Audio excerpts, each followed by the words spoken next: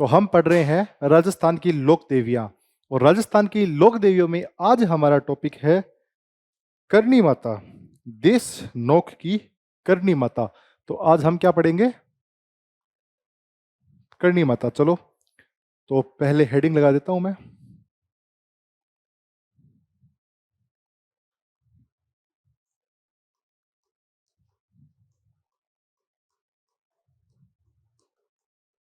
करनी माता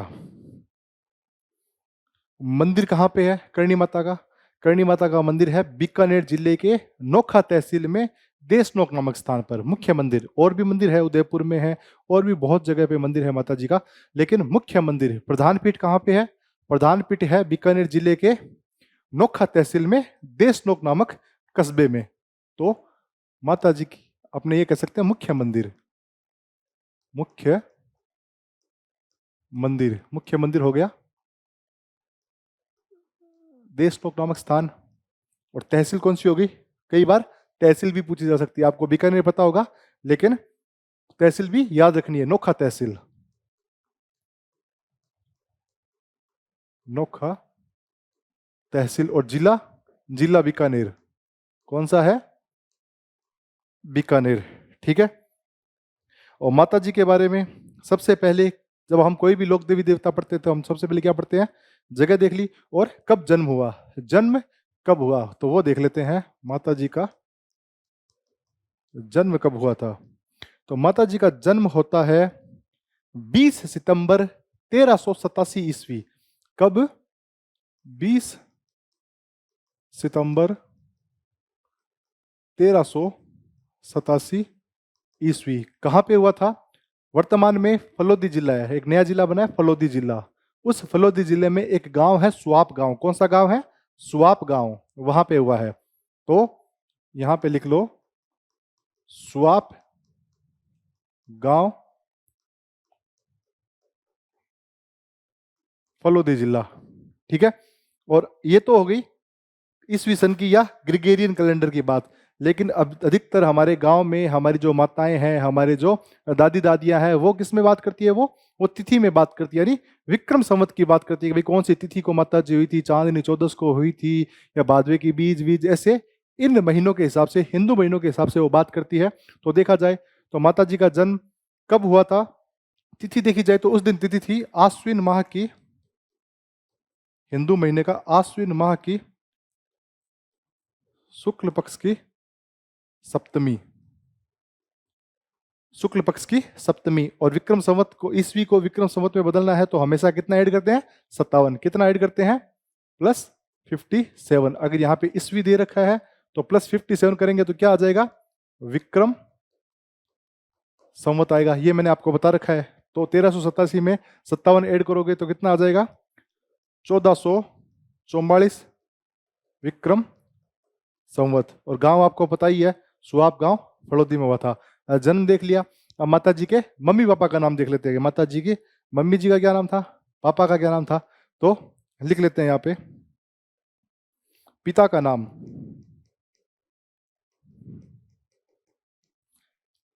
करणी माता के जो पापा थे वो चारण जाति से बिलोंग करते थे, चारण जाति से बिलोंग करते थे। उनका नाम था मेहाजी किणिया, मेहाजी किणिया, मेहाजी किणिया। जाति कौन सी थी? चारण जाति से। और इनकी मम्मी का नाम देख लेते हैं। माता जी का नाम था देवल बाई, देवल बाई। माता जी का नाम क्या था? देवल बाई। ठीक है। माता जी का नाम देख लिया, ये सब देख लिया हमने। माता जी को ऐसा तो है नहीं माता जी को बचपन से ही करणी माता नाम से जाना जाता था, नहीं। माता जी के बचपन का नाम, जब वो पैदा हुई थी तो इनसे पहले मेहा जी की 5 पुत्रियां और पैदा हो चुकी थी। तो माता जी का नंबर था छठा, कोई इनके भाई नहीं था, यानी कि मेहा जी के कोई पुत्र नहीं था। और छठी पुत्री के रूप में कौन पैदा हुई थी? करणी माता। और करणी माता के बचपन का नाम था रिद्धि बाई या रिद्धू बाई। तो इनके बचपन का नाम देख लेते हैं। बचपन का नाम, बचपन का नाम था रिद्धि बाई या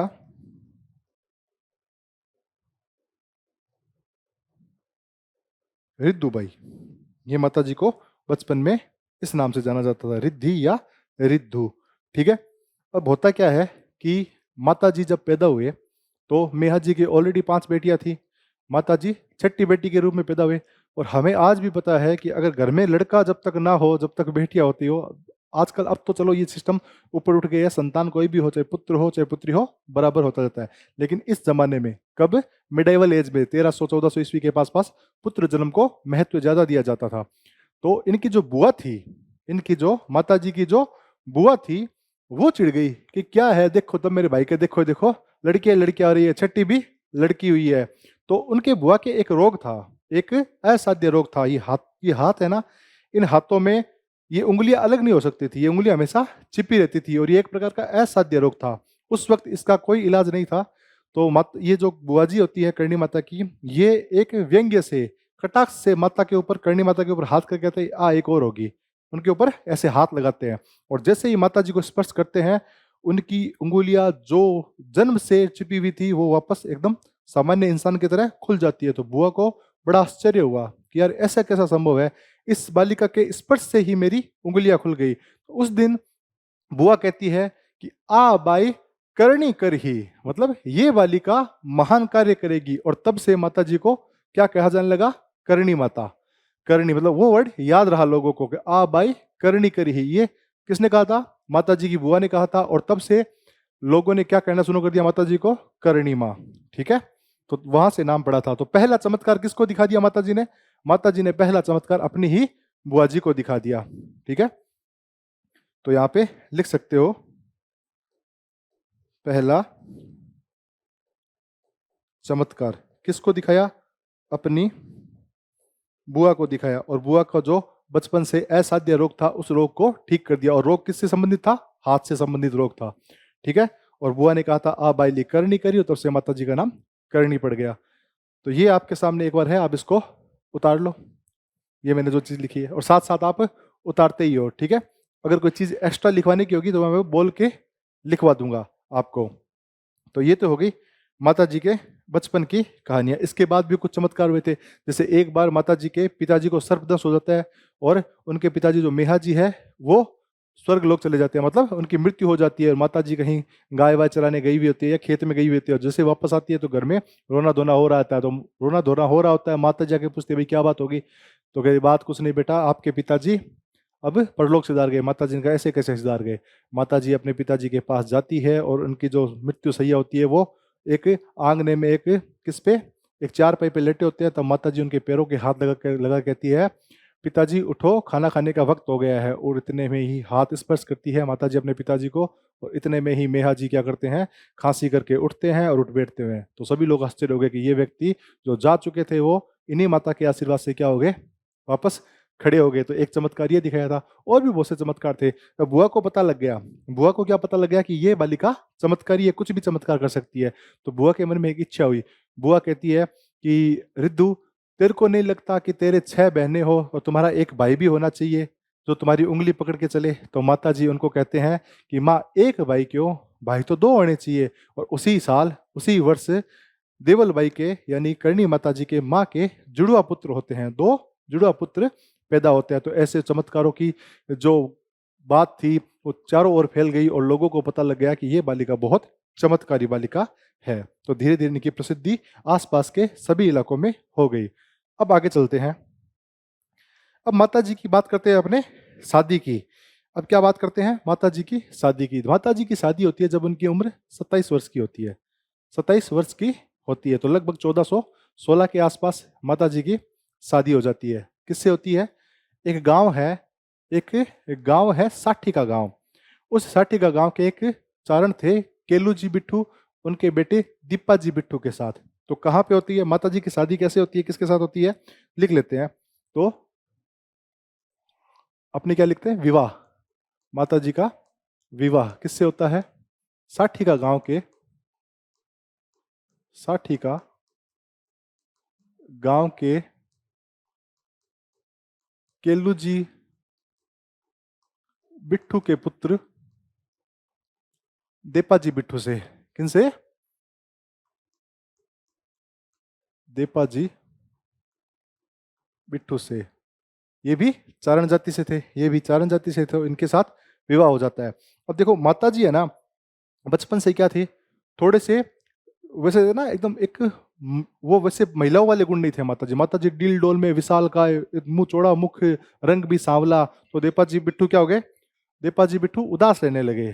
ठीक है, तो देपा जी बिट्ठू उदास रहने लगे। तो माता जी को पता था कि मेरा जन्म गृहस्थ के लिए नहीं हुआ है, लेकिन माता पिता की इच्छा थी, इसलिए मैंने शादी तो कर लिया।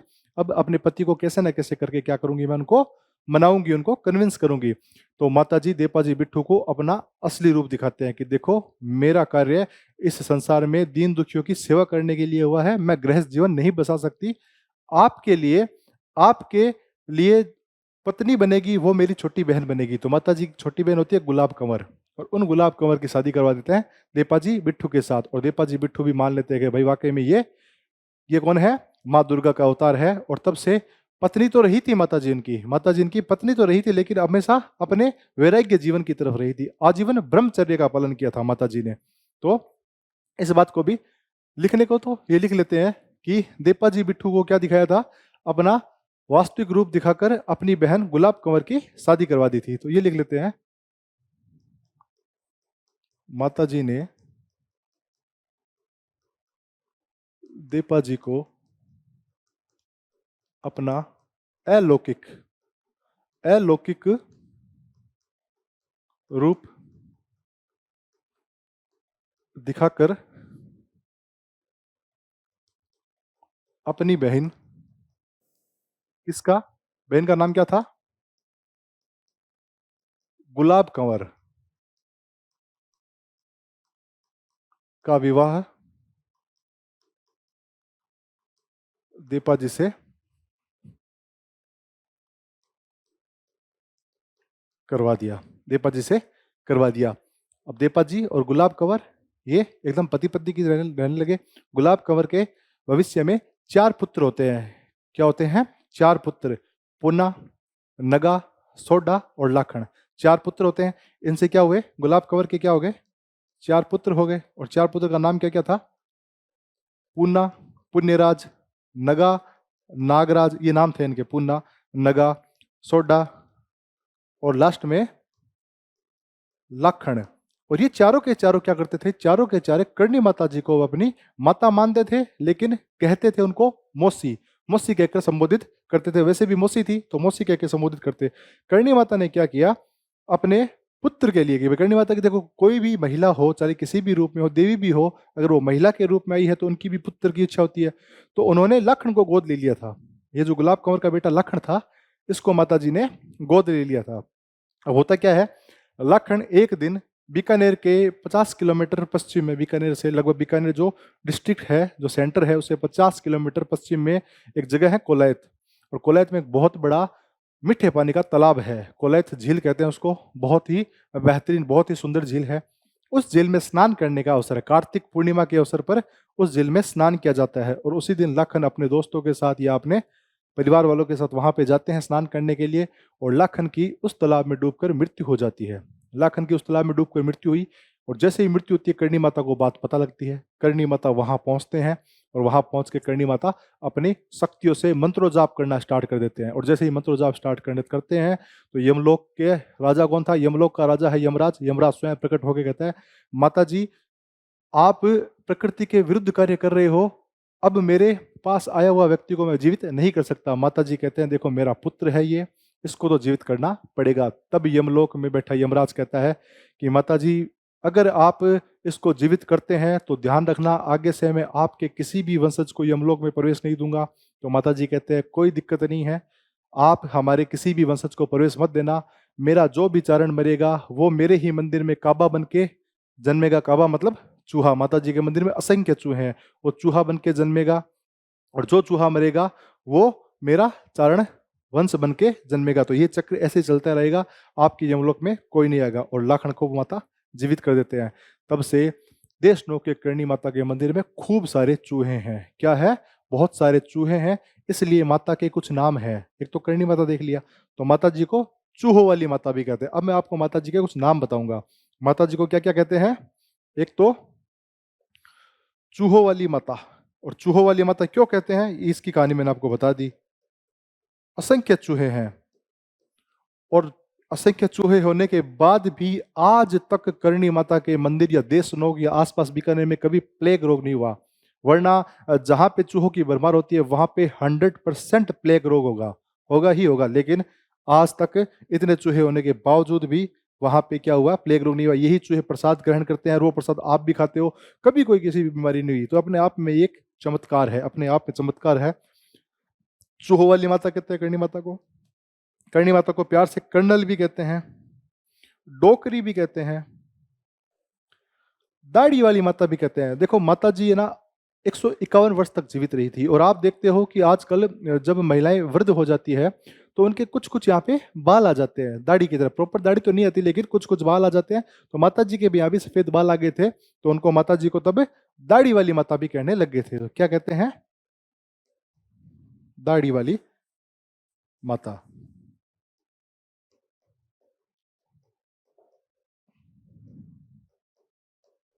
दाढ़ी वाली माता कहते हैं, डोकरी, कर्नल, मेहाई भी कहते हैं। माता जी को क्या कहते हैं, मेहाई भी कहते हैं। ये माता जी के उपनाम है, ठीक है। मेहाई। माता जी ने जब सर्दियां पड़ती है तो सर्दियों में हम क्या करते हैं, ऊनी वस्त्र पहनते हैं या फिर कंबल बम्बल। आजकल तो हम जैकेट वैकेट खुद पहनते हैं। पहले जमाने में जैकेट वैकेट नहीं होती थी, तो आदमी क्या कर लेते थे, आदमी या महिलाएं और जो भी वो कंबल डालते थे। तो प्राचीन टाइम में एक कंबल होता था ऊन का बना, काले रंग का मोटा कंबल, उसको कहा जाता था लोवड़ी। लोवड़ी, ठीक है। तो माता जी लोवड़ी पहनती थी सर्दियों में, तो उनको लोवड़ी वाली भी कहा जाता है, लोवड़ी वाली।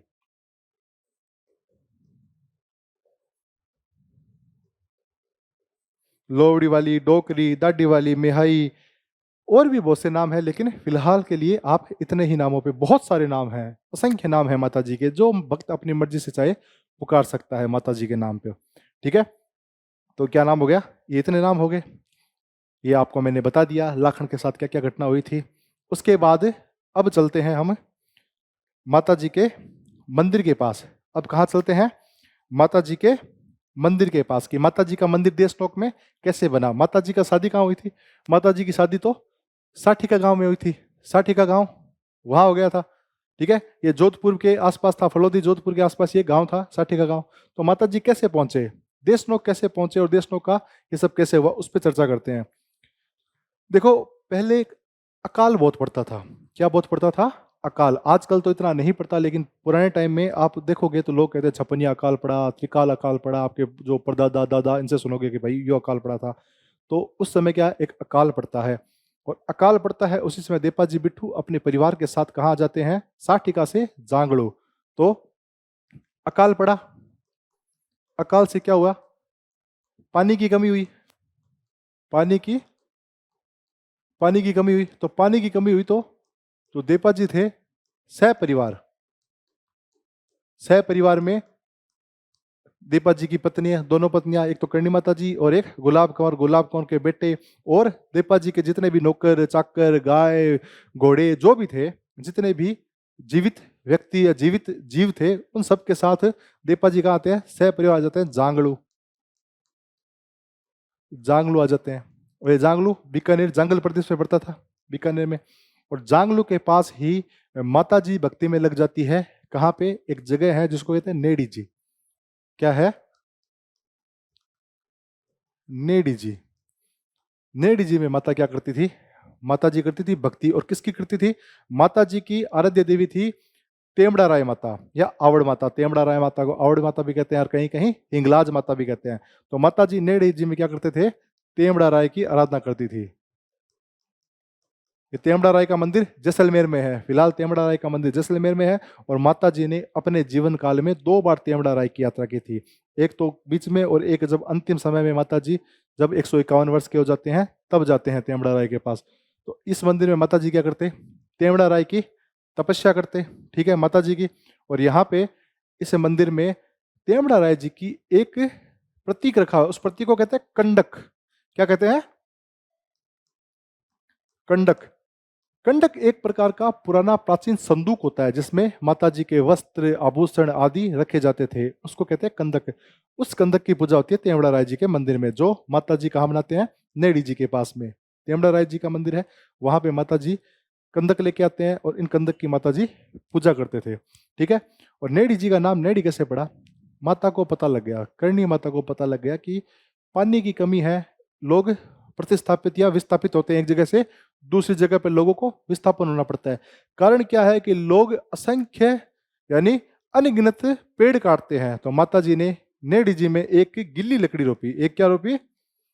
गिल्ली लकड़ी रोप दी। और ये गिल्ली लकड़ी बाद में क्या बन गई? ये गिल्ली लकड़ी बाद में एक खेजड़ी का रूप ले लेती है। एक खेजड़ी का रूप ले लेती है, और ये खोज खेजड़ी जो थी ये आज भी विद्यमान है, और इस खेजड़ी को अजर खेजड़ी कहा जाता है। इस खेजड़ी को क्या कहा जाता है? अजर खेजड़ी। अजर खेजड़ी कहा जाता है इसको, और ये आज भी विद्यमान है। और इसी अजर खेजड़ी को बाद में नेडी जी नाम दिया गया। क्या नाम दिया गया?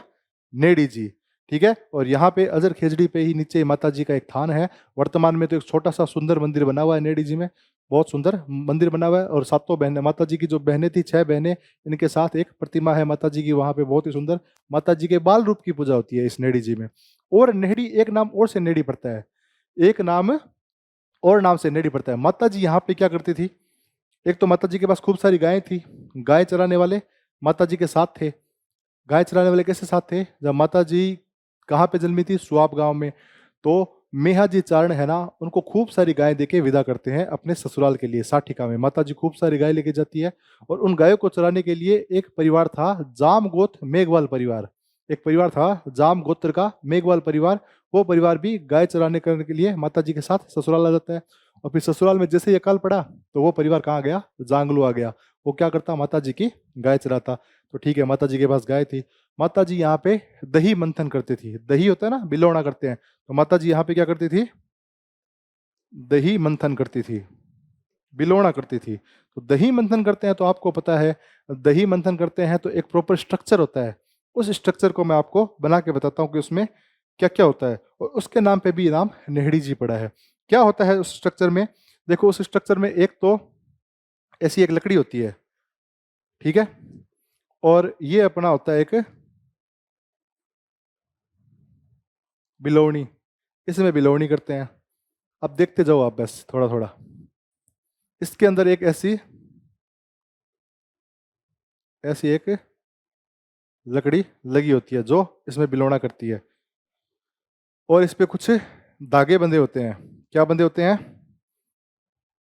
इस पे कुछ ऐसे 2 धागे बंधे होते हैं, ठीक है। और इसके अलावा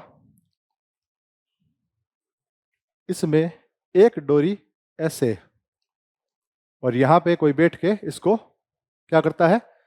बिलौना करता है। यहाँ पे बैठ के, यहाँ पे मान लो कोई महिला होगी, वो बैठी होगी ऐसे करके, और वो अपने हाथों से इसको बिलोएगी, ठीक है। तो इस जो ये धागा है, अब मैं सारी चीजें एक ही कलर से लिख देता हूं।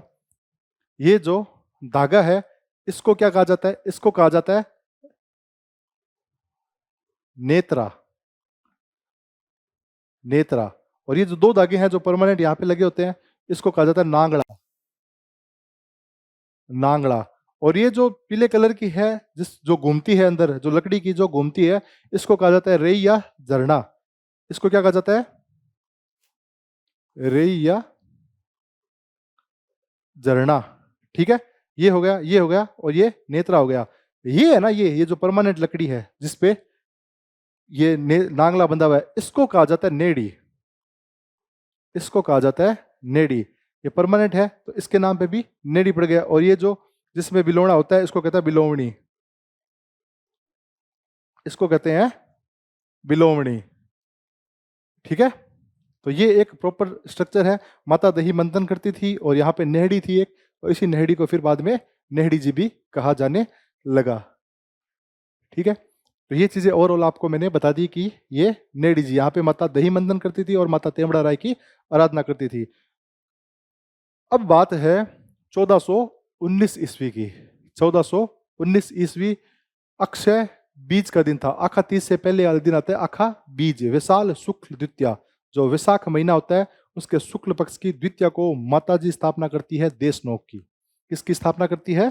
देशनोक की। अगर पूछा जाए देशनोक की स्थापना कब हुई, तो माता जी करते हैं। करणी माँ खुद अपने कर कमलों से, अपने हाथों से 1419 ईस्वी में। और दिन कौन सा था?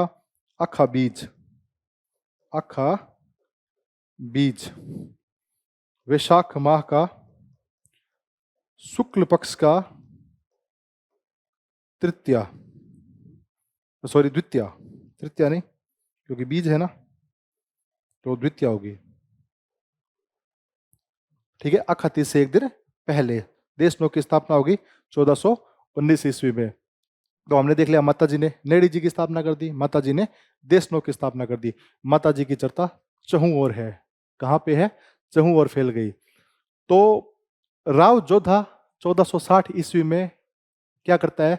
सोचता है कि भाई कुछ एक बनाया जाए। क्या बना जाए? एक किला बनाया जाए। 1459-60 के आसपास की बात है। ठीक है, तो राव जोधा ने माता जी की क्या सुन रखी थी? माता जी की कीर्ति सुन रखी थी। तो माता जी के पास अपनी दूत भेजता है और आदर पूर्वक, विनम्रता पूर्वक क्या करता है? रिक्वेस्ट करता है कि माता जी आप आओ और हमारे किले की नींव रखो। और माता जी जाते हैं और मेहरानगढ़ दुर्ग की नींव माता जी के हाथों से रखी गई है। ठीक है, तो इसमें एक पॉइंट ये भी लिख लो, मेहरानगढ़ दुर्ग की नींव करणी माता द्वारा, करणी माता द्वारा रखी गई है। ठीक है, तो राव जोधा ने माता जी को बुलाया। माता जी गए, मेहरानगढ़ के दुर्ग की नींव रखी और आज भी मेहरानगढ़ उसी अवस्था में लगभग विद्यमान है। राव जोधा के एक बेटा था, राव बीका। राव जोधा का एक बेटा था राव बीका, और एक उसका राव जोधा का भाई था राव कांदल। तो राव जोधा जब जैसे ही राज परिवार में प्रवेश कर रहे होते हैं, तो राव बीका और राव कांदल आपस में बातें कर रहे होते हैं। तो उनको ध्यान नहीं रखता कि भाई राव जोधा जी आ गए हैं। बाकी दरबार सब खड़ा हो जाता है, लेकिन वो अपने बातों में मशगूल रहते हैं। तो राव जोधा व्यंग्यवश कहते हैं, कटाक्ष करने के लिए कह रहे, भाई काका भतीजा क्या कर रहे हो? कोई नया राज्य बसाने का प्लान है क्या आप लोगों का? तो इतने में कांदल की ये बात चुप जाती है।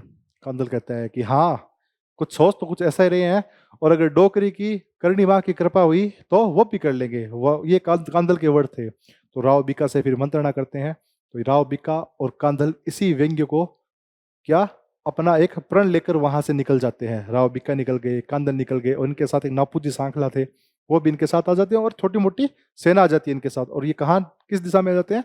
जांगल प्रदेश, जो वर्तमान बीकानेर है, इस जंगल प्रदेश में आ जाते हैं। और इनको पता था कि वहां पे माँ करणी रहती है, उनका आशीर्वाद लेते हैं।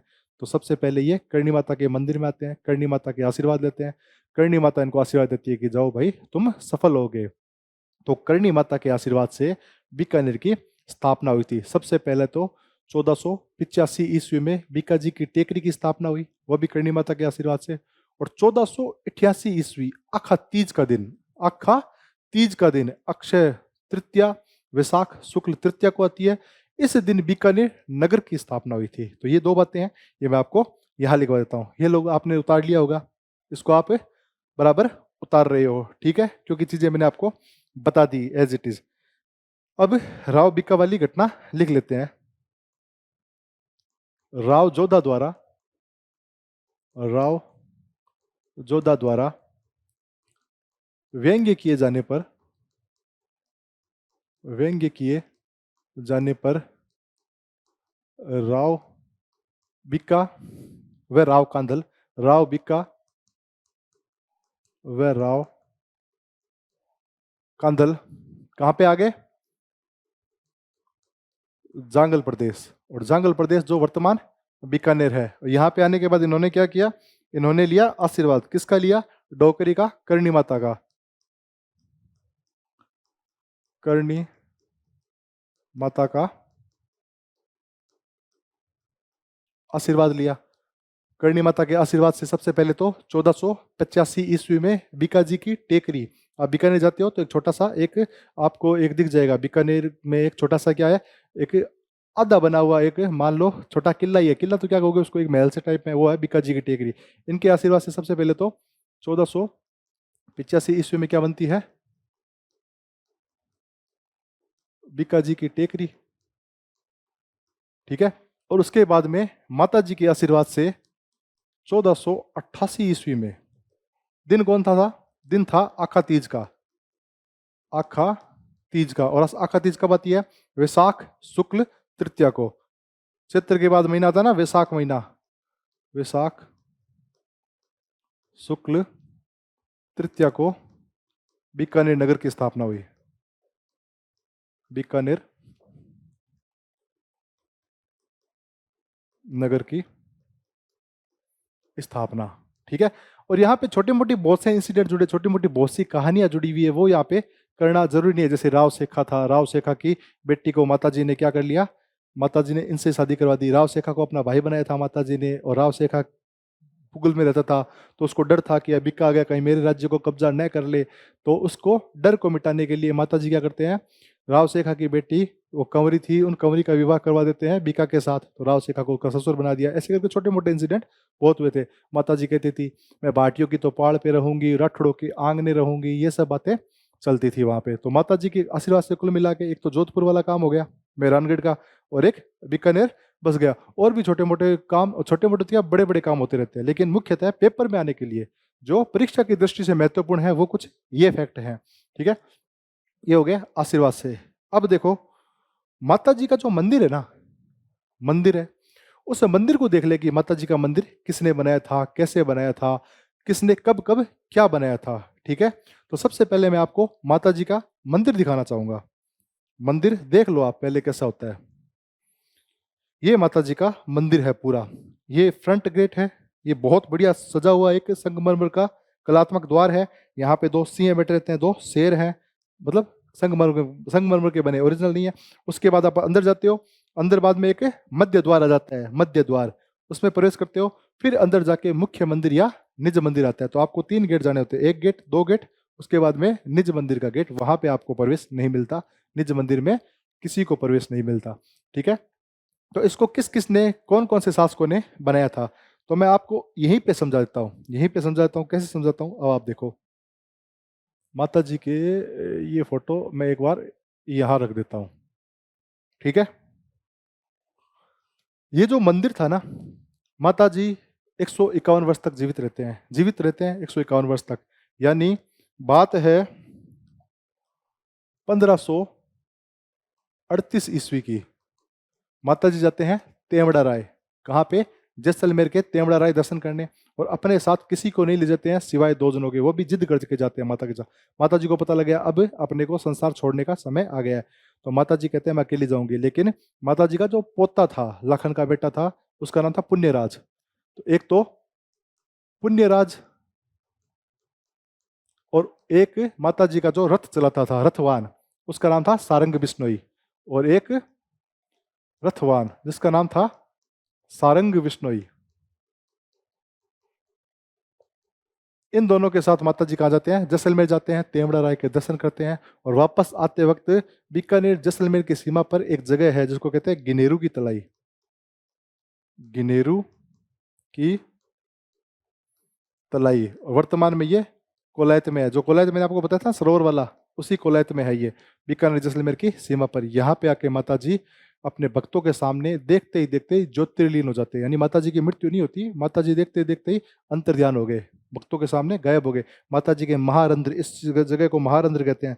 जब बच्चा छोटा होता है तो ये जगह बहुत कंवली होती है या खोखली होती है, थोड़ी सॉफ्ट होती है, तो इस जगह को महारंध्र कहा जाता है। तो माता जी के यहाँ से एक ज्योति निकली और माता जी पूरे ज्योति में विलीन हो गए। और देखते ही देखते, एक कपूर में आग लगती है ना, एक कपूर में जैसे आग लगती है, कपूर गायब हो जाती है, वैसे ही माता जी गायब हो गई। तो कब हुई? 1538 ईस्वी में। तिथि क्या थी? चैत्र शुक्ल नवमी को। चैत्र शुक्ल नवमी को माता जी क्या हुआ? देखते ही देखते भक्तों के सामने अंतर्ध्यान हो गए। और इसी दिन माता जी का क्या मनाया जाता है? माता जी का निर्वाण दिवस मनाया जाता है। ठीक है, और ये जो अपना नवरात्रा होता है, रामनवमी वाला दिन है, नवरात्रि का अंतिम दिन होता है। तो ठीक है, 1538 को माता जी चले गए।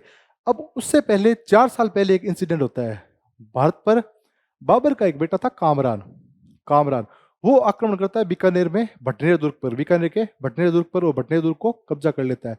बीकानेर का शासक था उस वक्त राव जेत सिंह। बात है 1534 ईस्वी की।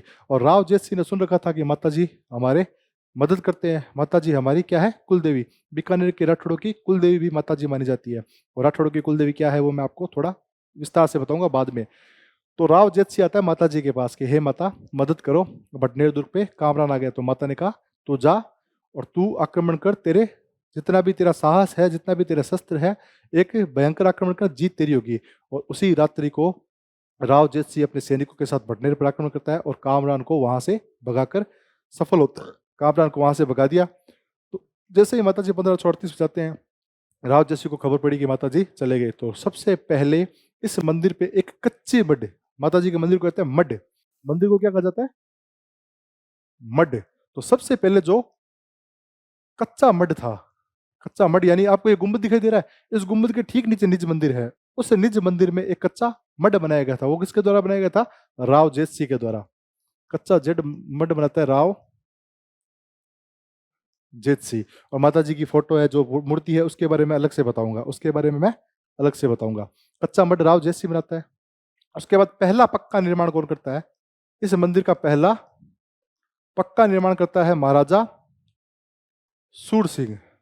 महाराजा सूर सिंह क्या करते हैं? पहला पक्का निर्माण कराते हैं इस मंदिर का। ठीक है, सूर सिंह करवाते हैं पहला पक्का निर्माण, यानी कि जो निज मंदिर था उसके ऊपर पक्का निर्माण करवा दिया। उसके बाद 200 साल बाद महाराजा सूरत सिंह आते हैं। कौन आते हैं? बीकानेर के महाराजा सूरत सिंह। वो मुख्य निर्माण, ये बाहर की 4 बुर्जों का निर्माण, ठीक है, और इस द्वार का निर्माण वो कौन करवाता है? इस सुरक्षा प्राचीर, यानी ये दीवार, ये जो 1 बुर्ज, 2 बुर्ज, 3 और 4 बुर्ज दिखाई दे रही है कोणों पे, इनका और इसके साथ साथ इन दीवारों का और इसके द्वार का निर्माण कराते हैं महाराजा सूरत सिंह। तो कौन कौन सी चीजों का निर्माण करा दिया सूरत सिंह ने? महाराजा सूरत सिंह करवाते हैं एक तो 4 बुर्ज, ये जो आपको दिखाई दे रही है, 1 2 और 2 उस तरफ है, ठीक है। और इसके साथ साथ 4 बुर्जों के साथ साथ 4 दीवारी, और 4 दीवारी के साथ साथ क्या करवा दिया? ये जो सिंह द्वार था, ये मुख्य द्वार है, ठीक है। मतलब कलात्मक द्वार नहीं बनाया था, ये द्वार अभी बहुत ज्यादा कलात्मक है। इसको देखोगे आप, आपका मन खुश हो जाएगा, इतनी कलाकृति कोई कैसे कर सकता है। लेकिन सिर्फ द्वार बनवाया था किसने? सूरत सिंह ने। तो कच्चा मठ किसने बनाया? राव जेत सिंह ने। पक्का निर्माण सूरत सिंह ने, सूर सिंह ने। और सूरत सिंह ने 4 बुर्ज, 4 दीवारी और सिंह द्वार बना दिया। उसके बाद क्या होता है? अब आते हैं अपने गंगा सिंह जी। 1906 ईस्वी के आसपास की बात है। अपने बेटे का जड़ूला उतारने के लिए 1906 में अपने मंदिर आते हैं। और उस वक्त मंदिर का मुख्य जो मध्य द्वार है, अब मंदिर 3 हिस्सों में, एक तो निज मंदिर, एक मध्य द्वार हो गया, ये देखो यहाँ पे दूसरा द्वार है, यहाँ पे कलात्मक चीजें बनी हुई है, और एक बाद में बाहरी द्वार है। तो जो मध्य वाला जितना भी है ना, संगमरमर का काम, मध्य द्वार, और यहाँ पे जो आप प्रदक्षिणा पथ है, प्रदक्षिणा पथ का मतलब होता है आप फेरे लेते हो ना, 4 तरफ जाते हो ना, चक्कर काटते हो, माता जी क्या करते हो आप? चारों तरफ ऐसे फेरी लेते हो, जो फेरी लेते हो उसको प्रदक्षिणा पथ कहता है। तो इन तीनों का निर्माण किसने किया था? गंगा सिंह जी ने, यानी आधुनिक रूप दे दिया गंगा सिंह जी ने। तो गंगा सिंह जी ने क्या क्या करवा दिया? एक तो मध्य द्वार, ठीक है, मध्य द्वार के साथ प्लस में मध्य संगमरमर का काम, जो भी मध्य मध्य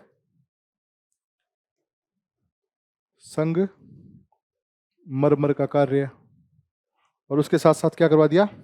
प्रदक्षिणा पथ, प्रदक्षिणा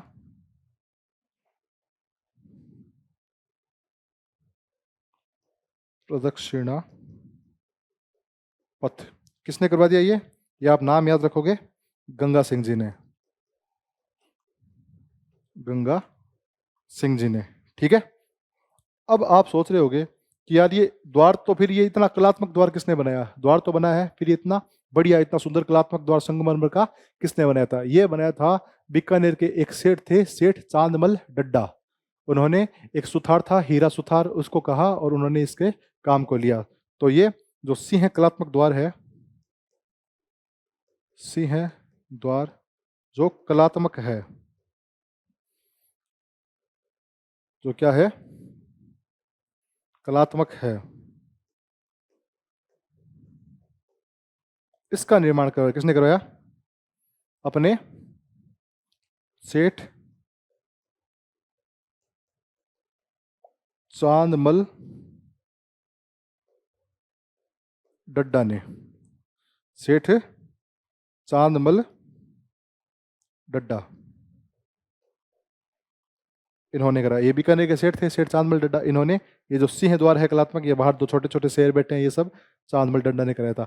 अब आप देखोगे कि इस सिंह द्वार के ऊपर ये देखो बड़े बड़े दो विशाल गेट बने हुए हैं, दो बड़े बड़े विशाल चांदी के गेट हैं, चांदी के द्वार हैं, आप देख रहे होंगे। ये चांदी के द्वार दिए थे अलवर राजा बख्तावर सिंह ने। किसने दिए थे?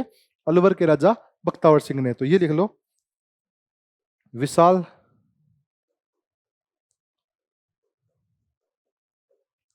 चांदी के द्वार किसके द्वारा? अलवर राजा बख्तावर सिंह द्वारा। बख्तावर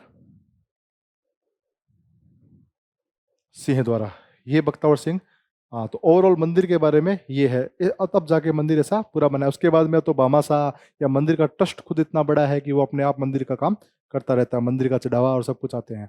अब बात करते हैं मंदिर के अंदर की मूर्ति की। ये तो मंदिर का बाहरी आवरण हो गया। अब आपको मंदिर के अंदर की मूर्ति किसने बनाई, कितने हाथ हैं, क्या कुछ है, वो सब आपको मूर्ति दिखाकर ही बता देता हूँ। ये है मंदिर की मुख्य मूर्ति, माँ करणी की मूर्ति। इस मंदिर के निज मंदिर में ये मूर्ति है। अब इस मूर्ति को देखो, ये पीले पत्थर की बनी मूर्ति है। माता जी के दो हाथ हैं, ठीक है। यहाँ पे सिंह विराजमान है और एक हाथ में त्रिशूल है और एक हाथ में माता जी ने एक मुंडी पकड़ रखी है। किसी की मुंडी किसकी पकड़ रखी है, वो भी एक कहानी है, वो मैं आपको सुनाऊंगा अभी थोड़ी देर में। तो पहले यहाँ पे माता जी को थोड़ा सा आगे लेके बता देता हूँ क्या क्या करवाया था, किसने करवाया था। तो माता जी जब जैसलमेर गए हुए थे ना, तो वेस्ट जैसलमेर में एक सुथार था, बन्ना सुथार। वो आंखों से अंधा था, वृद्धावस्था थी, आंखों से अंधा था। तो माता जी उसको कहते हैं कि बन्ना तू हमारी फोटो बना, तू हमारी तस्वीर बना। तो बन्ना खाती कहता है, बन्ना सुथार कहता है कि माता जी मैं कैसे बनाऊं, मेरी तो आंखें नहीं है। तो माता जी कहते हैं आंखें कैसे नहीं है, तू हमारे सामने देख, तो मेरे सामने देख, तेरी आंखें आ जाएगी। तो वो जैसे ही ध्यान लगा के माता के सामने देखने की कोशिश करता है, तो वाकई में उसकी आंखें आ जाती है और वो माता जी को देख लेता है। उसके बाद में वो माता जी की एकदम रूप की फोटो तैयार करता है। माता जी का निर्माण कब हुआ था? जैसे मैंने आपको बताया 1538 ईस्वी में। कब हुआ था? चैत्र शुक्ल नवमी को, चैत्र शुक्ल नवमी को होता। और बन्ना सुथार है ना, कौन है? बन्ना सुथार। ये मूर्ति बना के, ये मूर्ति बनाता है और इसी साल 1538 को, 1538 ईस्वी में, तारीख कब, तिथि कब थी? चैत्र शुक्ल चतुर्दशी यानी 14 को ये मूर्ति स्थापित करवा देते हैं इस मंदिर में। यही मूर्ति स्थापित करवा देते हैं इस मंदिर में। कब? उसी साल माता जी के निर्वाण के 5 दिन बाद, 5वें दिन, नवम को गए थे, 10, 11, 12, 13 और 14, 5वें दिन माता जी की मूर्ति की स्थापना करवा देते हैं। मूर्ति की विशेषता देख लो, जैसलमेर के पीले पत्थर की बनी है, जैसलमेर के पीले पत्थर की बनी है, ठीक है। जैसलमेर के पीले पत्थर की। माता जी के कितने हाथ है इसमें? 2 हाथ है, 2 हाथ हैं। तो दाएं हाथ में त्रिशूल है और बाएं में नरमुंड है। तो दाएं हाथ में क्या है? माता जी के दाएं हाथ में तो है त्रिशूल, और माता जी के बाएं हाथ में क्या है? एक नरमुंड है, ठीक है। किसका है, कैसा है, वो मैं आपको, चलो यहीं पे एक स्टोरी बता देता हूँ। माता जी के साथ मैंने आपको बताया था गाय भी आई थी और गाय को चराने वाले आए थे। गायों को जो चराने वाला परिवार था, वो कौन सा परिवार था? वो था जामगोत का मेघवाल परिवार, मेघवाल परिवार। और इसी परिवार का एक सदस्य था जिसका नाम था दशरथ मेघवाल, जिसका नाम था दशरथ मेघवाल। ये दशरथ मेघवाल माता जी की गाय चराता था। वहाँ आसपास ओरण थी, वहाँ पे माता जी की गाय चराया करता था। तो माता जी इसको एकदम पुत्र की तरह रखती थी, अपने अपने पुत्र की तरह रखती है। माता जी ने कभी किसी से साथ भेदभाव या ऊंच नीच नहीं की। माता जी ने भेदभाव, ऊंच नीच, जात पात का विरोध ही किया था और उसे हटाने का ही प्रयास किया था। तो दशरथ मेघवाल एक दिन गाय चरा रहा था। अचानक 2 व्यक्ति, कौन कौन? 2 व्यक्ति आते हैं। एक का नाम था कालू पेथड़, कालू पेथड़, और एक का नाम था सुजा मोहिल। सुजा मोहिल। कालू पेथड़ था गोगेलाओ का, और सुजा मोहिल था सुजा सर का। ये दोनों आते हैं, लुटेरे थे दोनों। ये दोनों गाय लूटने के लिए आते हैं और गायों को लूटने की कोशिश करते हैं। दशरथ मेघवाल अकेला था, इन दोनों से भिड़ जाता है, और ऐसे इन दोनों से भिड़ने और इस युद्ध में दशरथ मेघवाल की मृत्यु हो जाती है। और जैसे ही माता जी को पता लगा कि दशरथ मेघवाल की मृत्यु हो गई है, तो माता जी वहां पे कहती है कि आज रे बाद दशरथ भी हमारे सागे पुजीत जी, कि आज के बाद दशरथ की भी पूजा मेरे साथ ही की जाएगी, क्योंकि उसने एक पुण्यार्थ कार्य के तहत अपने आप बलिदान दिया है। एक पुण्यार्थ कार्य के तहत क्या किया है? अपना बलिदान दिया है गायों को बचाने के लिए। तो आज भी माता जी के मंदिर में दशरथ मेघवाल का चबूतरा है एक। वहां पे जो माता जी के जोत होती है, वही जोत आगे जाके दशरथ मेघवाल के भी चबूतरे पे या दशरथ मेघवाल के मंदिर में भी होती है। छोटा सा मंदिर है माता जी का, दशरथ मेघवाल का। माता जी ने एक तो वो कहा था, आज के बाद कालू, आज के बाद दशरथ मेघवाल भी हमारा पूजित सी, और जिसने दशरथ मेघवाल को मारा है और जिसने मेरी गायों को छुड़ाया है, वो अब जिंदा नहीं बचेंगे। तो माता जी इनके साथ युद्ध करती है, सुजा मोहिल और कालू पेथर दोनों को मारती है। और ये जो नरमुंड है, ये इसी कालू पेथड़ का है। किसका है? कालू पेथड़ का नरमुंड है। ये नरमुंड इसी कालू पेथड़ का है। ठीक है। जैसलमेर के पीले पत्थर की बनी है मूर्ति के बारे में देख लिया। बन्ना सुथार ने बनाई थी, ये भी जैसलमेर के थे। दो हाथ हैं, दाएं हाथ में त्रिशूल है, बाएं हाथ में नरमुंड है। जाम गोत में एक बार दशरथ मेघवाल ये परिवार में बता दिया। ये मैंने आपको इंसिडेंट बताया कालू पेथड़ के लिए। तो ओवरऑल अब मूर्ति का भी अपना क्लियर हो गया मामला। ठीक है। मंदिर का मैंने बता दिया, मूर्ति का मैंने बता दिया, माता जी का निर्वाण मैंने आपको बता दिया। अब कुछ छोटी मोटी बातें हैं वो और देख लेते हैं। माता जी के मंदिर में, माता जी के मंदिर में दो मोटी मोटी कढ़ाइयाँ रखी है। वहां पे नवरात्रों के दौरान प्रसाद बनता है। माता जी के मंदिर में रखी है विशाल कढ़ाइयाँ हैं। उन कढ़ाइयों के नाम है सावन भादो। मंदिर में जाते ही दो कढ़ाइयाँ रखी हुई है। उन कढ़ाइयों के क्या नाम है? सावन और भादो। ये दो क्या है? दो विशाल कढ़ाइयाँ हैं, सावन भादो। ठीक है। यहाँ पे प्रसाद बनता है नवरात्रों के दौरान, और उस प्रसाद को क्या कहा जाता है? नेवज। उस प्रसाद को कहा जाता है नेवज। जो प्रसाद तैयार होता है उस प्रसाद का नाम है नेवज। ये नेवज लापसी भी हो सकती है, सीरा भी हो सकता है, खींचड़ा भी हो सकता है, जो माता जी को भोग लगता है। अब माता जी के देखो, मुख्य भोग माता जी के मंदिर में दो बार लगता है। एक तो चैत्र शुक्ल चतुर्दशी को, जिस दिन माता जी की क्या हुई थी? क्या हुई थी? माता जी की मूर्ति की स्थापना हुई थी। तो चैत्र शुक्ल चतुर्दशी को माता जी का भोग लगता है। और एक भोग लगता है कब? आखा तीज वाले दिन, जब माता जी ने देशनोक की स्थापना की थी। तो आखा तीज वाले दिन खिचड़े का भोग लगता है। पूरे बीकानेर में खिचड़ा बनता है आखा तीज वाले दिन, तो वहाँ पे माता जी के भोग लगता है। और चैत्र शुक्ल चतुर्दशी है, जिस दिन किसकी स्थापना हुई थी? मूर्ति की स्थापना हुई थी। उस दिन माता के लापसी का भोग लगता है। किसका? लापसी का। और उस भोग को क्या कहते हैं? नेवज। और ये नेवज बनाने का अधिकार देशनोक के नाई परिवार को है। देशनोक का एक परिवार है नाई परिवार, नाई जाति, जो बाल काटने वाली होती है ना, नाई जाति, इस नाई परिवार को है। नेवज बनाता यही है परिवार। और माता जी के जो चारण वंशज हैं, माता जी के जो वंशज है चारण, देपावत चारण, वो पुजारी हैं, चढ़ाते वो हैं। नेवज को चढ़ाते कौन है? देपावत चारण। देपावत चारण ये माता जी के क्या हो गए? वंशज है, और वंशज होने के साथ साथ पुजारी हो गए। और ये इस नेवज को क्या करते हैं? माता जी के निज मंदिर में चढ़ाते हैं। और माता जी के मंदिर का जो कोष है, जो खजाना है, उसकी चाबी सुथार के पास रहती है। बन्ना सुथार है ना, बन्ना सुथार को माता जी ने पर्चा दिया था, तो सुथार जाति के पास माता जी के कोष की चाबी रहती है। तो ओवरऑल आप देख सकते हो, माता जी ने हर जाति को प्रश्रय दिया है, किसी भी जाति को ऊपर नीचे नहीं समझा। तो माता जी ने हर जाति को प्रश्रय दिया है।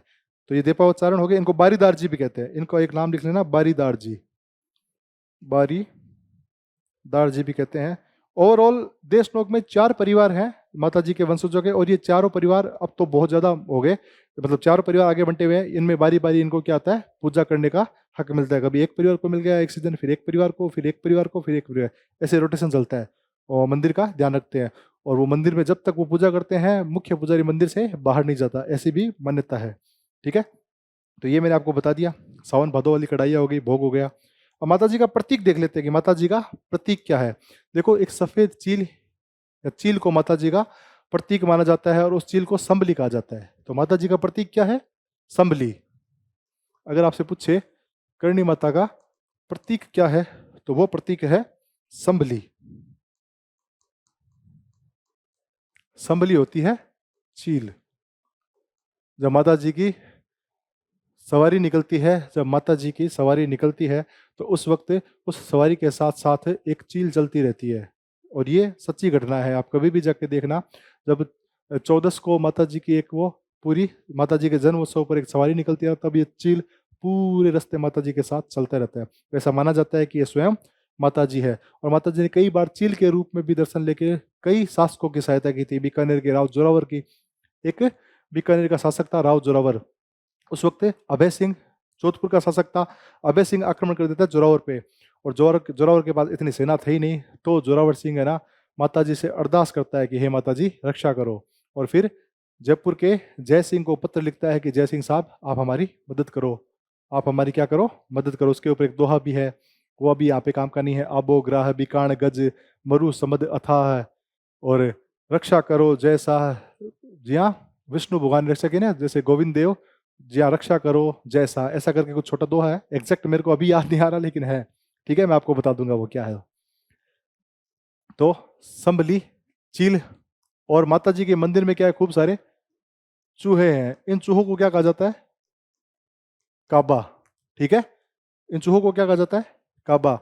और अगर चूहा सफेद है तो उसको कहता है सफेद काबा। और सफेद काबे के दर्शन शुभ माने जाते हैं, इसके दर्शन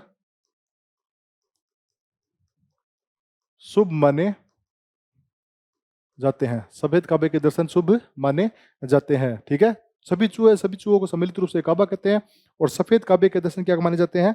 बहुत शुभ माने जाते हैं। ठीक है, तो ओवरऑल अब हमने यहां तक देख लिया।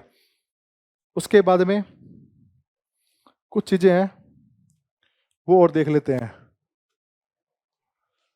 सफेद काबा हो गया, ठीक है, दशरथ मेघवाल वाला भी हो गया, आपको मैंने बता दिया। देशनोक की स्थापना भी हो गई, प्रतीक भी हो गया। ठीक है, प्रतीक हो गया। अब है ना, एक दिन की बात है, रुको, 28 जुलाई 2018 को, 28 जुलाई 28 जुलाई 2018 को देशनोक में माता जी का, करणी माता का पेनोरमा बनता है। कहाँ बनता है? देशनोक में ही, देशनोक में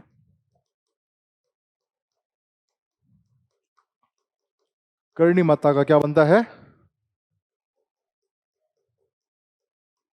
पेनोरमा। और इसमें माता जी के पेनोरमा क्या होता है? जिसका भी पेनोरमा बनता है, चाहे वो महापुरुष हो, लोक देवता हो या लोक देवियां हो, उन सब में उनके जीवन से संबंधित चित्र होते हैं, या फिर भित्ति चित्र जो दीवार पे बनाए जाते हैं। तो इसमें माता जी के जीवन से संबंधित 22 चित्र हैं, 22 भित्ति चित्र है। कितने हैं? 22, 22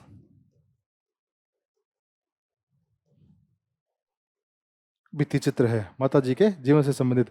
और यहाँ पे इस मंदिर में 2 बार, साल में 2 बार मेला लगता है। कब लगता है?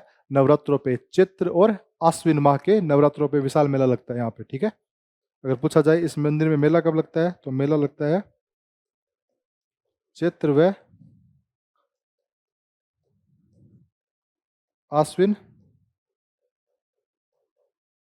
नवरात्रों में। ठीक है, करणी माता जी बीकानेर के राठौड़ वंश की कुलदेवी है। करणी माता बीकानेर के राठौड़ वंश की कुलदेवी है। देखो, वैसे तो राठौड़ों की कुलदेवी है नागणेची माता, लेकिन बीकानेर की स्थापना हुई थी करणी माता के आशीर्वाद से, और बीकानेर में नागणेची माता का मंदिर भी है। तो बीकानेर के लोग, बीकानेर के राठौड़ हैं, फिर भी किसको मानते हैं कुलदेवी? किसको मानते हैं? करणी माता को। तो बीकानेर के राठौड़ों की कुलदेवी पूछा जाए तो करणी माता, और सिर्फ राठौड़ों की कुलदेवी पूछा जाए तो नागणेची माता। ठीक है, इस चीज से आपको ध्यान रखना है, कंफ्यूजन में नहीं होना है। चलिए।